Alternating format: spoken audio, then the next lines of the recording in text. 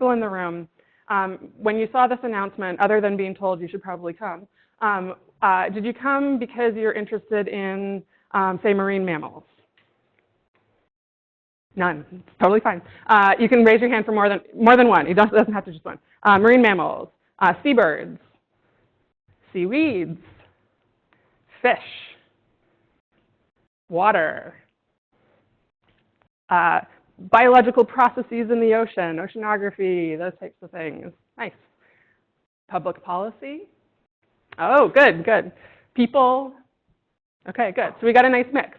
And so that's really part of the reason I ask that sometimes is like I said, when I was sitting, you guys are all ahead of me, when I was sitting in your seats, I was still pretty heavily focused on the critter part of it. And it was later in college that it kind of dawned on me, like I said, this interaction with people. And that's where my career has kind of led now, is more of the people, the organizations, the policy side of things. So with that, I'll jump in a little bit back to this sort of why do we care?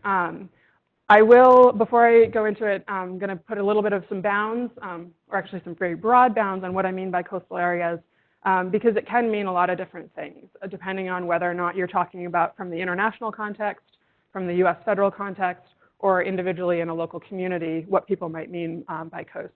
When I'm saying it, I mean pretty broadly this land-sea interface where you have processes in the ocean impacting the coast, there's the land side, and where you have processes on the land side interacting with the ocean. So that can be pretty broad in terms of the sort of intersection of area that we're talking about. It means sort of rivers coming through estuaries and impacting the coastal zone, as well as what's going on offshore, and sort of storms coming in, or anything that sort of back and forth influence. So pretty broad interface is what I'm talking about.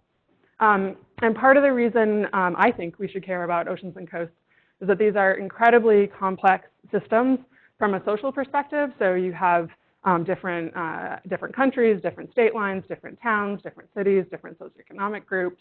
But they're also incredibly complex from an ecological and environmental perspective as well. So in particular, at the land-sea interface, you have fresh and saltwater mixing. So you have different, that sort of system coming together that way.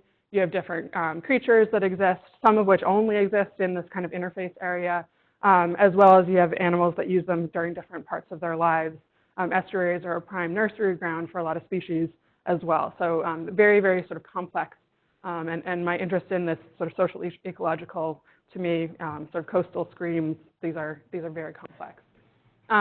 From a global perspective, thinking more broadly about the oceans, one thing that I always find fascinating is we spend a lot of time, or at least when I was coming through school, talking about how important rainforests are to oxygen production in the world, and they are incredibly important. But they actually provide just under 30% of our global oxygen, and the little tiny marine plants and other things out in the ocean are providing 70% of the oxygen that we have in the atmosphere. So some folks might already know that, but that's kind of a sort of thinking about the scale of why we should actually care about having healthy oceans and coasts.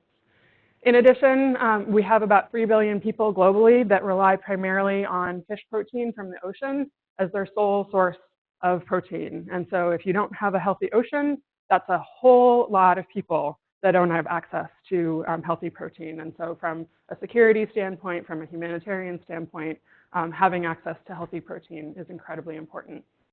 In addition, I would guess, unless all of us here can claim to be completely, totally environmentally minded, we're probably wearing or carrying with us things that were shipped here on a boat from somewhere else in the world. And for those things to actually get here, we need oceans. We need oceans that aren't full of trash. We need oceans that have a productive sort of rule of law, that you have known ways to interact. And so marine transportation is incredibly important for our economy and for our way of life, both here in the US and in other countries as well. And then from a recreation standpoint, and I actually should put sort of recreation and culture separately because they are really distinct. I mean, I would assume most people in this room have probably spent some time at the beach or on the water. They're really important from that perspective, but they're also incredibly important here in the US for cultural reasons, but also internationally. For some US examples, we see Native Hawaiian culture is incredibly closely tied to the story of coral reefs, and that's an important part of their own history, as well as native tribes that are here in North America, Pacific Coast, also here on the East Coast. You hear a lot about the Pacific Coast tribes and their connection with whaling and with the marine environment as well. So there's a lot of that sort of cultural connection as well. Again, here in the US, I'll show you a map in a little bit, but we should care about the coast, or I think we should care about the coast. 95,000 miles of coast here in the US that are made up in 35 coastal states. And I should have also said is, you can't take the NOAA out of the girl after you work there. So the federal agencies, when we're talking about coast, we actually do include the Great Lakes. Some people disagree with that characterization, but that's how the federal government defines coasts. And so what we've included in here, or I've included here, the 35 states do include the Great Lakes states. It also includes 5 territories that are, US Virgin Islands, Puerto Rico, Guam, American Samoa, and the Commonwealth of the Northern Marianas Islands, which are part of the US. And so that was sort of a fun fact for me when I first started working at the Coral program. I realized how much I was an ecologist and not a public policy person, and that I didn't know that those 5 entities were actually part of the US. So I had a learning experience there. So it's okay not to know things. I was also corrected by the NOAA administrator on how you pronounce Kiribati in a meeting with her. So that's, you never, always keep learning. And then specifically, so in that, the 35 states, over 50% of the US population lives, more than that lives in these 35 states. But if you look at the areas, what's referred to as coastal watershed counties, so these are the counties that are directly influencing or influenced by coastal processes, over 50% of the US population lives in those areas. So again, pretty important. And then in terms of our management responsibility, I'll talk in a minute about a term called the exclusive economic zone. But 3.5 million square nautical miles that the US is responsible for in the ocean, largest in the world. And so we have a really big responsibility in terms of how the ocean is managed globally as well.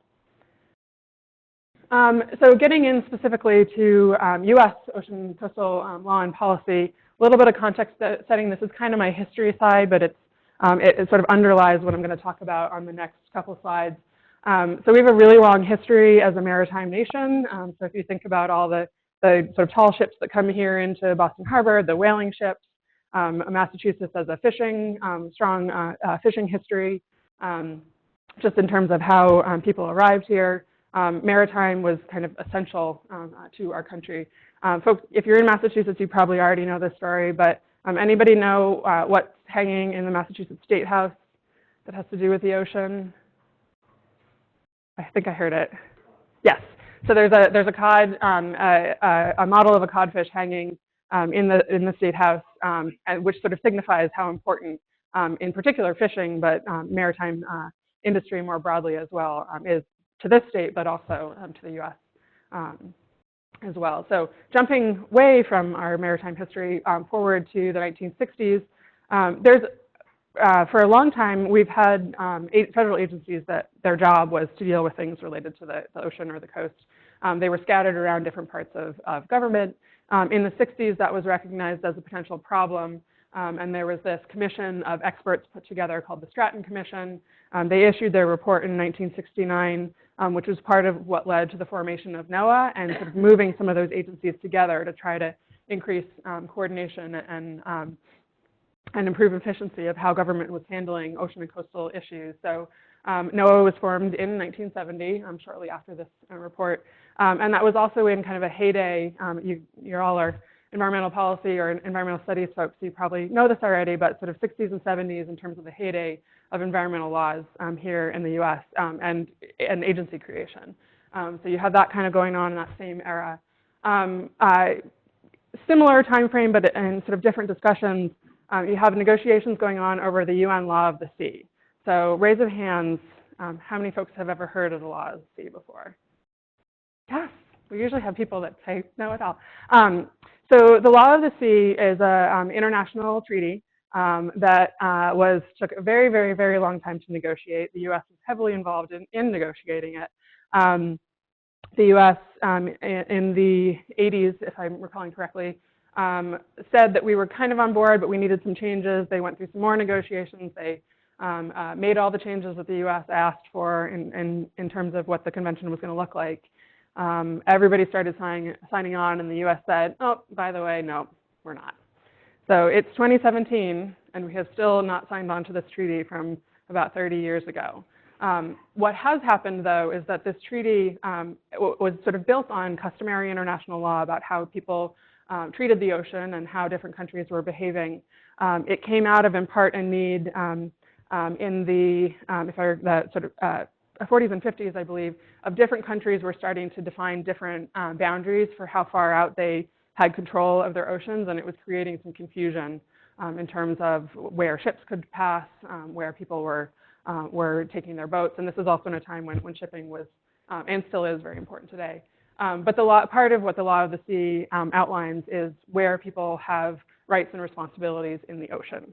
And so what is in the treaty and what's customary international law, and even though the US has not signed on to this treaty, we have our own executive orders that basically say that we follow, it doesn't say we follow the treaty, but it says we follow the same 200 miles off from your coast is also considered your territory. There's a number of other pieces to the treaty, and if folks are interested, I'm happy to send many, many links. There's lots you can read on it. It's a very, very interesting piece, and it still comes into play, and there's still discussions about sort of when or will the US ever sign on to this treaty. And there's some people that say that there's a lot of cons to it in terms of risks to our sovereignty, and there's many, many people who say that there's a lot of benefits in terms of how we can interact on the international scene. So that's the Law of the Sea. Jump forward again. More time has passed, so more things, the science has advanced, the laws have advanced, how agencies are operating have advanced. And in 2000, Congress passed a law called the Oceans Act of 2000, very original, and set up another commission to study the same challenge of sort of how's the government set up to deal with ocean issues. They issued their report in 2004, which is, again, really interesting, really comprehensive. It's like this thick, so will put you to sleep if you don't really love this stuff. But following that, President Bush put together the Ocean Action Plan, which was an initial effort to try to create some structure and improve coordination across what was going on in the federal government around ocean and coastal issues. That was sort of a step towards those pieces. And then during the Obama administration, this National Policy for the Stewardship of the Ocean, Coasts, and Great Lakes, this executive order was issued. It's usually just called the National Ocean Policy because that's a really, really long name. So this is all kind of going on in the background about how the sort of frame and context for ocean and coastal law and policy here in the US. So what I'm going to jump into here is specifically 4 major pieces of legislation, just to give you a little bit of flavor of sort of why I think it's so interesting. There's way more. I'll talk a little bit towards the end of this about all the other ones that are out there. And what I've been here is to just give you guys kind of an example. The laws, one of the challenges with how the laws and policies are set up here in the US is that they come out of different eras. They were set up for different reasons. And so they each have kind of a different focus and different scale and sort of different reason. And so while it means that we have a lot of really interesting laws, it means we have a lot of laws that touch on this, and sort of how they interact becomes challenging. So the examples I'm going to give here, Marine Mammal Protection Act kind of takes a little bit of a species focus. I'm rolling these up a little bit. I mean, it's more than that. But species focus, looking at Marine Mammal Protection Act. Places focus, looking at the National Marine Sanctuaries Act. Looking specifically at a type of action, so fishing in particular, the Magnuson-Stevens Fisheries Conservation and Management Act. And then a sort of process focus is something called the Coastal Zone Management Act. And I'll go a little bit more into depth on each of these. This is that map I was telling you I would show. See if I can. I can. So this kind of doesn't show up too well, but this kind of greenish area here around the whole coast is the US exclusive economic zone. So you can see around Alaska, Hawaii and Pacific Islands, Caribbean, and then the continental US. You can see how large that is. And you can see where it kind of tucks in different places based on what the morphology of the coast is. And our sort of up here, those are boundaries that are agreed to with our neighboring countries as well. So that's when I'm talking about fisheries management. That's the sort of, and the Marine Mammal Protection Act. Those areas are the areas I'm talking about. When I'm talking about Coastal Zone Management Act, this yellow area that's kind of colored in along the coast, each state gets to design their own coastal zone, and so that's why it's not consistent around the whole country. And then under the Coastal Zone Management Act, there's these red dots, which I'll explain what they are in a minute as well. And then the blue areas that are shaded in, these dark blues, those are where you see the jurisdiction of the National Marine Sanctuaries Act. So just kind of keep this map in mind. But it does give you a little flavor. I should have put it on the world, but yeah, so 3.4 million square nautical miles, this larger shaded area. So that's a lot of water to be responsible for. So the Marine Mammal Protection Act, as I said, we had that environmental heyday back in the 60s and 70s. So this originally comes out of, was originally passed in 1972. It's been updated since. But the purpose is to prohibit the take of marine mammals. Has anybody heard that phrase take before? I've seen some nods. Anybody want to shout out their understanding of it? It basically means you can't do something to disturb a marine mammal. So if you see, it doesn't just mean kill. A lot of people interpret this to mean, well, you just can't kill one, but you can't basically you can't bother a marine mammal. So if you see one on the beach, don't let your dog go walk up to it, or things like there's actually speed limits for ships coming in and out of Boston Harbor to protect right whales and other whales that are migrating through this area. There's some really cool stories about Boston Harbor. If we have time, we can dig into that as well. But so basically, you can't bother marine mammals. It covers 125 different species, and its jurisdiction is split between NOAA, the National Marine Fisheries Service, which is a part of NOAA, which is within the Department of Commerce, and it's also with the Fish and Wildlife Service, which is part of Department of Interior. So you'll see here on a couple of these what I'm getting at in terms of some of the complexity of how these laws are implemented and who's involved. So that's just the very quick version of the Marine Mammal Protection Act. The National Marine Sanctuaries Act also comes out of 1972. It has also been updated since. And what it does is allows the Secretary of Commerce, but the authority has been delegated down to NOAA, to establish areas for these reasons, for their conservation, recreation, ecological, this sort of long list of things that you can set aside areas within the ocean. Some people refer to these as national parks of the sea, which works, but there are also national parks in the sea, so this also gets a little bit at the sort of interesting relationship between agencies. The program that was set up under this law currently manages 13 national marine sanctuaries and 2 different affiliated what's called marine national monuments, and that's actually shifting here a little bit. Folks may have heard at the end of the Obama administration under something called the Antiquities Act, the president has authority to designate areas as national monuments. It has been used only a very little bit in the marine waters. Just over 10 years ago, it was used by President Bush to designate, and this is the test if I can do it, the Papahanaumokuakea, I'm not even going to try. So Papahanaumokuakea, it's off the Northwest Hawaiian Islands, and so that was designated in 2006. It's expanded a couple of years ago. And then last year, just off the coast here, the Atlantic coast, Obama designated another one here for the canyons that are off the east coast here, in particular related to protecting deep sea corals. So that's a different law, Antiquities Act, but it's related, and it creates this interesting relationship between how agencies, so Department of Interior has a role in those, NOAA does as well. And interestingly, I think 2 years ago now, for the first time in 20 years, there was a moratorium, I shouldn't say moratorium, there was a pause on designating national marine sanctuaries for a number of reasons, but NOAA reopened their process by which the public can nominate sites for designation as a national marine sanctuary. And they now have 2 that are going through the process to consider, the very long public process to consider sites for designation under this law. These aren't totally set aside, so most of these, I think 90+% of the waters that are protected by national marine sanctuaries, you can still fish recreationally. Some of them you can still do a number of different activities, but it's sort of another layer of protection and management. Getting more specifically to fisheries, which again, very important here in Massachusetts and New England overall. This law was originally passed in 1976. It's been updated a number of times. Most recently in 2007, there was a pretty big overhaul to the law in terms of setting timelines and frames for how we need to be rebuilding the marine fisheries stocks here in the US. So it has primary goals: preventing overfishing, rebuilding overfished stocks, increasing the long-term economic and social benefits, and safe and sustainable seafood. And what's interesting in here is that there's still sort of a lot of tension over the sort of economic, ecological, social, sort of what pieces of these win out. If a fishery is experiencing overfishing and is at risk of collapse from a biological perspective, but closing it means you're going to damage a fishing community, how do you make that decision about what's going to happen? So there's some really interesting complex issues with how you make these decisions.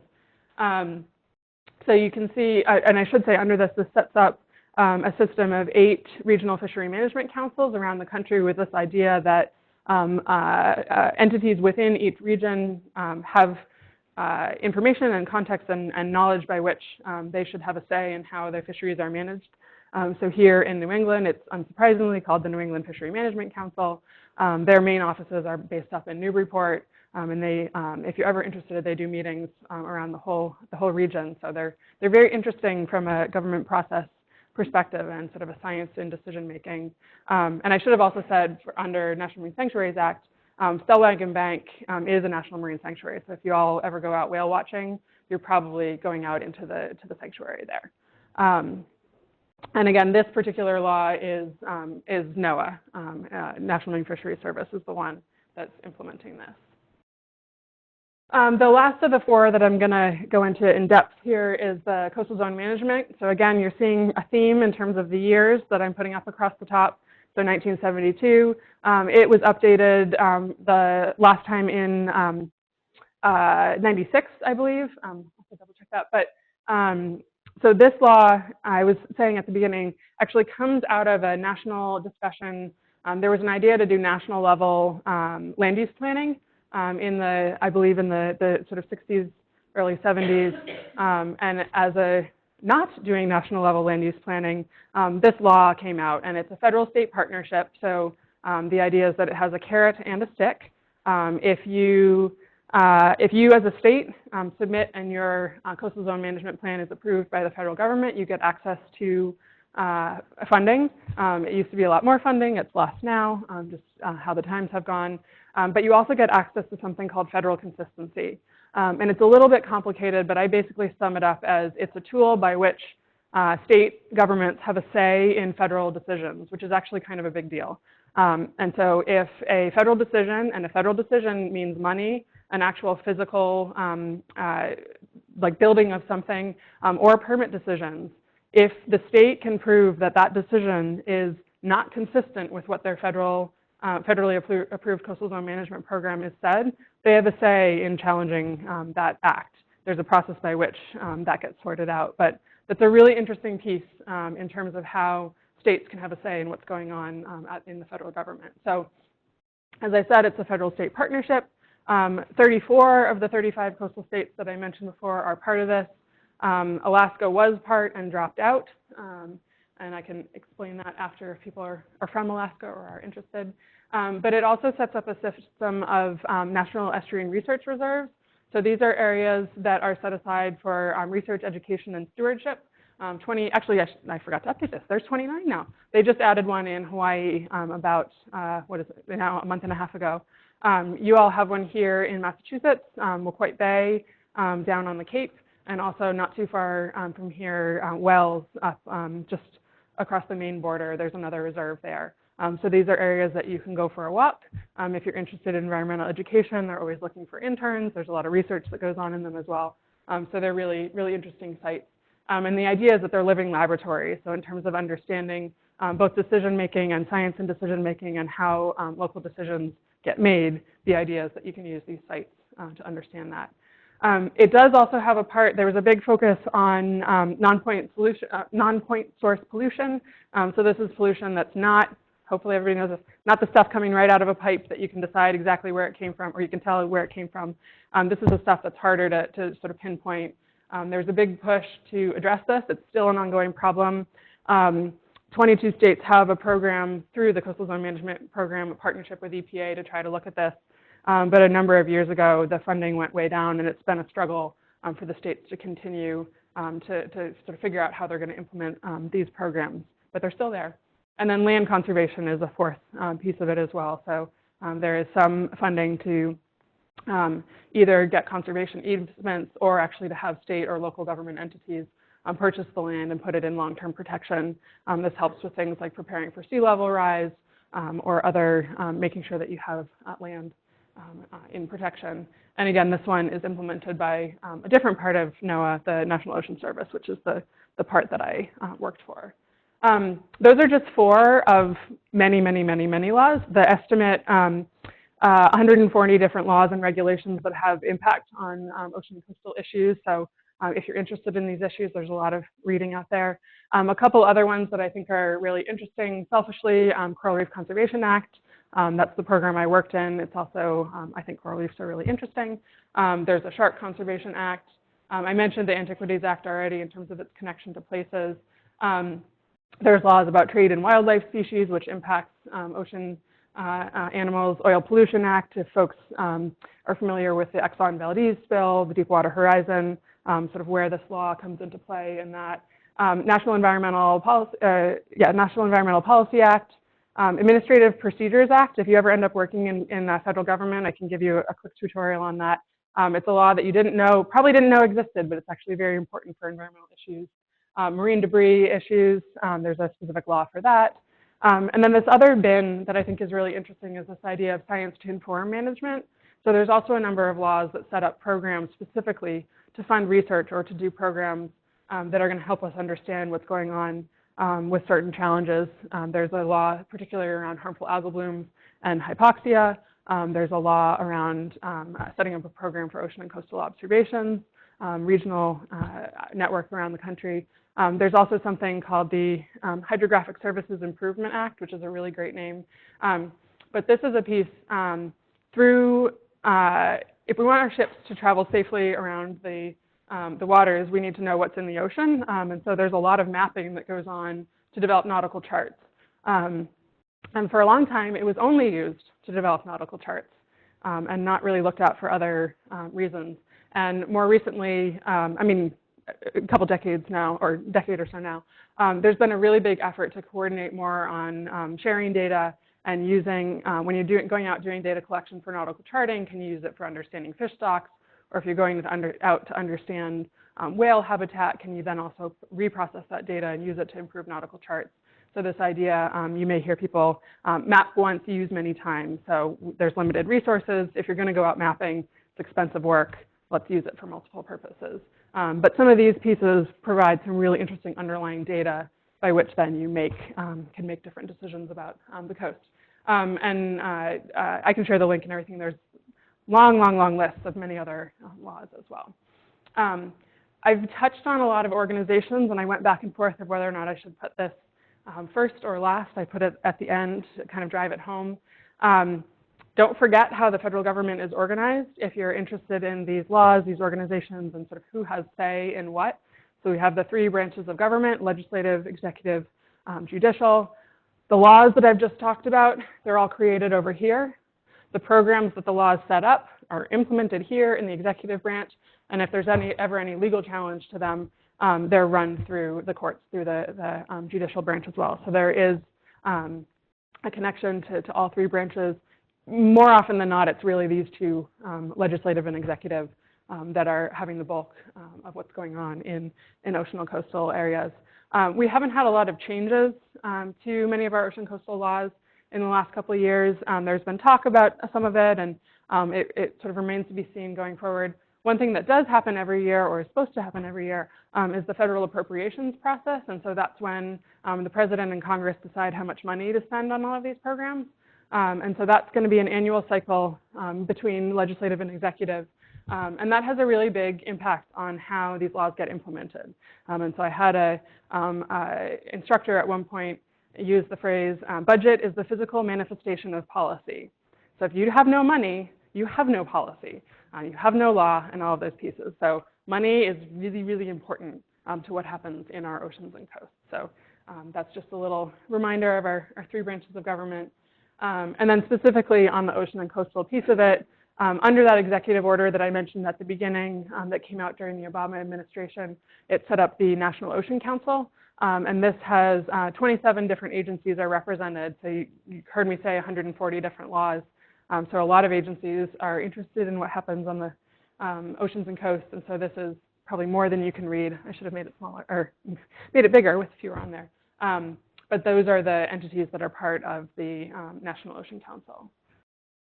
I'm going to quickly, given the time, so we have time for questions, kind of go through this idea of sort of where I've taken my career. That was kind of the laws that ground and how I think about ocean and coastal issues. But I'm really interested in this bridge between social and ecological research and practice. And so this picture, I had to dig this one out. I am in that picture. I won't say, you can probably tell which one I am. This is in that School for Field Studies program that I mentioned earlier. And while we were there, our project was doing research on bonefish, which is an important recreational industry in the Turks and Caicos Islands, which is where I was. And our project was designed to be a tag and recapture study to understand. They'd set aside a marine park to protect the bonefish, but they actually didn't know where the bonefish lived, so they did it a little bit backwards. And our project was to help understand where the bonefish were. And this was kind of my first flavor. We did the project. We unfortunately could barely tag any bonefish because they're actually really hard to catch. But we still presented our findings to the local environment board. And that was a really interesting experience for me to sort of stand in a room and realize that there were managers making decisions who actually wanted to know what was going on with the fish.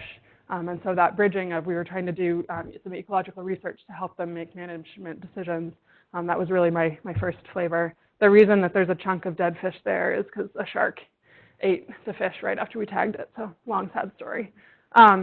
My master's program, as you heard, marine policy, what I focused my research on was the laws around trying to protect deep sea or cold water corals.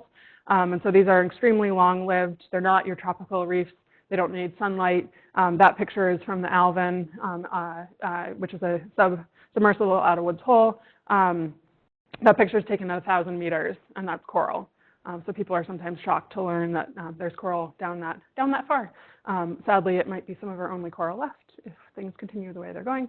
But what I was looking at is the intersection of fishing impacts and these cold water corals and how might the protection proceed. And then it's okay to fail and it's okay to be wrong. My advisor said, don't forget, you got to look at Antiquities Act. That might be a way to protect them. And I looked at it. I wrote a paragraph. I said, yep, it could be, but it's not politically feasible. It's never going to happen. And 2 years ago, that's what Obama used to protect the cold water corals off the Atlantic coast here. So I was wrong. I sent a note to my advisor and said, thanks for having me put that in there. I was wrong. So things change and time passes. And it's been about 12 years since I did that work. And it's just now rearing up its head again, too. So don't give up on things that you have worked on in the past. And then lastly, over here, my current work, I'm not in that picture. That's some of our research team from last summer. We've been doing some work in New England on understanding, we're interviewing different stakeholders, decision makers, business owners, all of that to understand a little bit more about their perceptions of management and what's going on with ocean and coastal resources. This in particular was focused more on fishing and aquaculture. My own research now, as I move towards hopefully eventually finishing my dissertation, is on how cross-sectoral engagement, so bringing different people from different groups together, how that impacts disputes over coastal resources. So as I mentioned before, this whole, all the questions that were raised in my mind when I worked at NOAA about, there's a lot of disagreement about what should happen about how all these different resources are managed. And so my hope is that as I do my research, I'll help understand a little bit more why some of these issues become so intractable and what are the cases where they become less intractable and that we can move forward through them. So that's a little bit, and in all of these, trying to look at both the ecological context, but then also what's happening in the social systems. And by social, I mean political, cultural, economic, all of those pieces. I'll do this really quick. So I should have mentioned in there, one of the other pieces that I'm looking at in my research is this idea of how science plays into all of those decisions. And so this idea, there's a lot of literature out on this idea of research being credible, salient, and legitimate for it to be used in decision making. And so what I'm looking at in my own research is to what extent is that influencing how people are actually using or not using science in their decision making.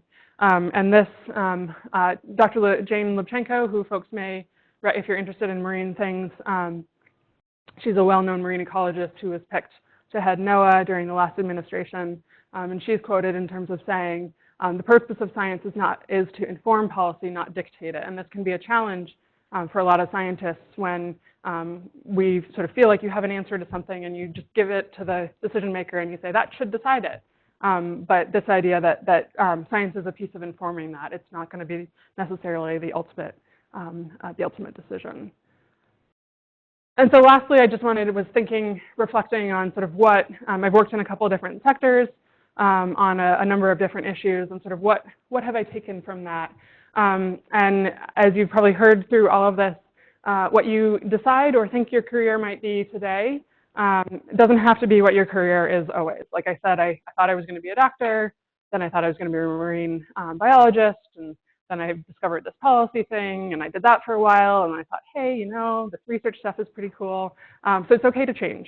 And things that you learn through time may lead you to different paths. One other thing that I think has also helped me sort of ground what I'm doing is even when you feel like what you're doing is really small, which admittedly that may be, at least for me, that first job coming out of undergrad, it just sort of felt like I was this little tiny piece of this program. But think about how that fits into the larger activities.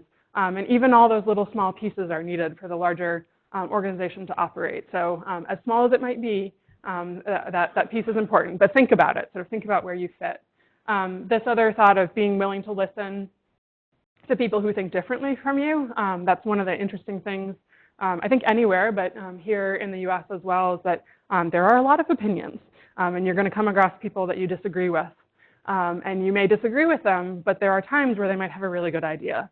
And so things like fisheries management or coastal zone management, where you have really different perspectives, if you can take a minute to listen to different ideas, there might be a new solution that you wouldn't necessarily have come across otherwise. This other idea, too, of being willing to take a calculated risk. So I quit my job to go back for a PhD, which is somewhat of a risky decision. And I had a lot of people tell me that I was kind of crazy to do that. But I had thought about it. It wasn't a sort of fly by the seat of my pants. And I decided that there was enough time left in my career that this was a risk I was really willing to take to leave that job and work on a PhD. So it's okay to take risks. Just think about them. Also, this idea of everybody has voice for different reasons. And so one of the interesting things I've talked to other students as well is my job back at NOAA a lot of times was to help the leadership team come up with ideas about what they were going to say. So I didn't necessarily have the voice of the agency, but I had the ear of the NOAA leadership team. And so I could tell them things. I couldn't tell them what to say, but I could share ideas and share things that I had learned about and to see if they were interested in talking about that. So these ideas about environmental justice or groups that are marginalized or somehow getting other information onto the table, you can use your voice, especially in cases where other people don't have a voice. So think about that.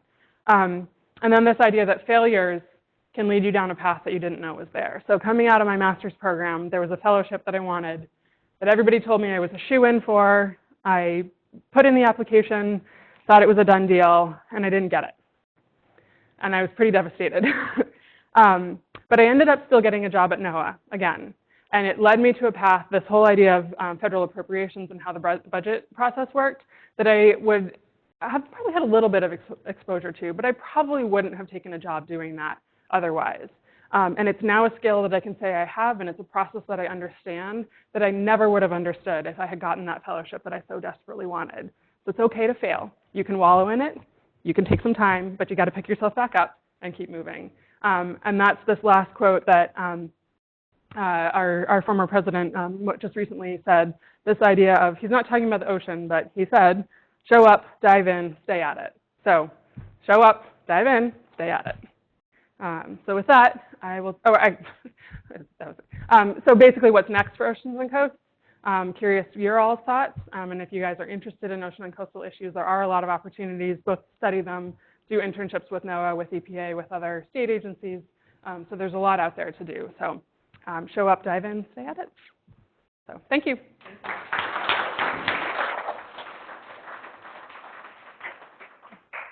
And thank you very much for that wonderful overview of complexity. And maybe while people get their minds around it, how about you answer that question? What's next for given the new administration? Yeah. So I think we're still in a little bit of a, not a wait and see, but there's a lot of pieces that are still falling into place. So as I mentioned, big player agencies, Department of Commerce and Department of Interior, I would say probably are the big players. There's definitely other Coast Guard and other people that are involved. But with now having secretaries at both of those agencies, that gives us a little bit better sense of what might happen. What the sort of word in terms of NOAA is that the new Secretary of Commerce has no intention to ask scientists to stop the work that they're doing, which is hopefully a good sign.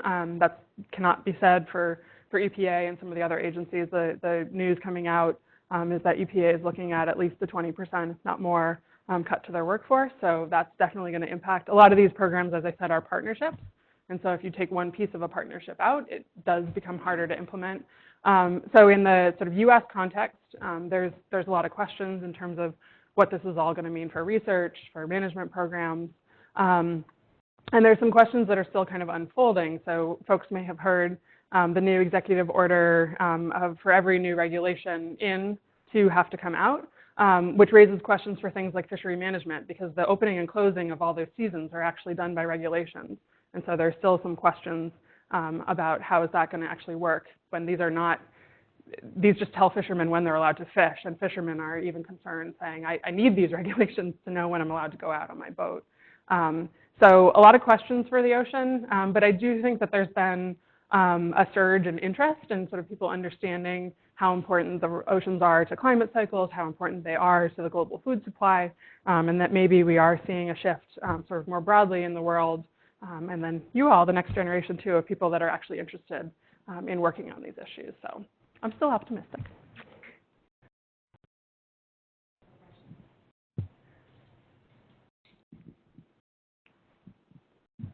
I never realized we had the most coastline. You painted a largely top-down perspective of federal laws impacting our coast, in part because there are so many agencies that I imagine it's hard to mobilize. But I was wondering if you might share a story where you saw something that was sort of bubbling up from the bottom, where the sort of dynamics between a federal, a state, and a local community kind of changed the conversation. Yep. Yeah, so that's a really good point. So I should have said that going in. So this is the federal perspective, and then you have state, you have local decisions as well that play into how all of these are managed. And one thing that I think is really interesting, it probably answers part of your question, not your whole question, but I'll give it a go, is, as I said, with the Coastal Zone Management Act, land use decisions are still local. And so each town gets to make the decisions about who builds where, when, how, all of that. And that's a really big issue in terms of if we're going to face a future of increasing storms, sea level rise, all of those potential issues. The federal government doesn't have a say in saying what happens with those decisions. But you do have a big push in a lot of, not all areas, but in a lot of areas that are already facing issues of, they call it nuisance flooding, so these high tides that are sort of perpetually up now based on, it's not, I'm losing the word here, but so nuisance flooding. But you do have a lot of sort of cities and towns that have decided to tackle this. And I think that helped move the federal conversation a couple of years ago towards we have to make sure that the federal government is matching up with what these towns and cities are trying to do. And so one area that I think was a little bit of interest in both sides is this idea, have folks heard of green infrastructure in the coastal context? So this idea that You might have a seawall, it's going to protect you for a certain amount of time, but if you actually had a natural system, it might be more able to adapt to change. So I think that's one area where there was federal, state, local, interesting partnerships that sort of developed and then had that conversation and said, the federal guidance doesn't match up with us being able to put natural infrastructure in. And actually, Army Corps just in January, and it goes into effect in later this month, March, Army Corps changed their rules around permitting that is hopefully going to make it easier for green infrastructure to go into place. So you have a little bit of, you have interested people kind of at all levels and starting to have that conversation, but I think this local interest in it definitely had to play, had a role. So, but yes, local, it's not all federal, there is a huge state and local level to it as well. Any other final questions? Let's thank our speaker. Okay, thank you. Okay. Thank you.